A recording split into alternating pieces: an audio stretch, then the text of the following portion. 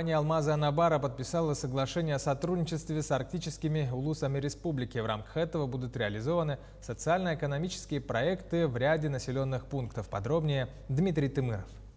Ежегодно дочернее предприятие акционерной компании «Алроса» общество «Алмазы Анабара» подписывает соглашение о социально-экономическом сотрудничестве с 5 районами региона, в рамках которого ведутся работы по развитию и поддержке населенных пунктов Арктики. В 2019 году было подписано соглашение, и на этом соглашении мы в Иваново-Дантайском улусе построили котельное хозяйство на Шипах.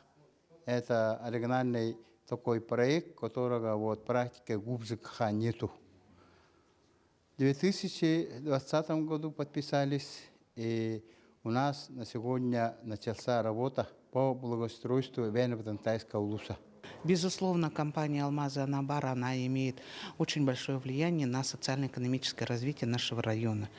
Во-первых, это и привлечение местного населения к производственной деятельности. У нас очень много молодых людей стремятся на работу в «Алмазы Анабара».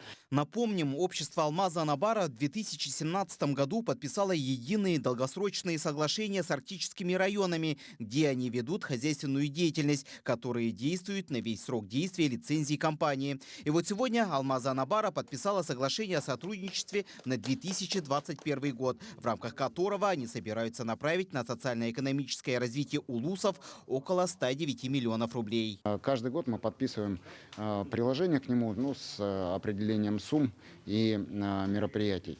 Мне кажется, что это даже не основное, а основное, как сегодня вот главы совершенно справедливо отмечали, что мы стараемся жить вместе с нашими администрациями, вместе с жителями улусов, именно как добрые соседи, в рамках чего мы стараемся помогать друг другу на каждодневной основе. По словам глав районов, благодаря этим соглашениям сегодня развиваются села в арктических районах, строятся социальные объекты, а также благоустраиваются территории. Так как «Алмазы Анабара» работают на территории Желендинского национального наследия, мы включили еще в этом году расходы на проведение оптоволокна до села Желенда.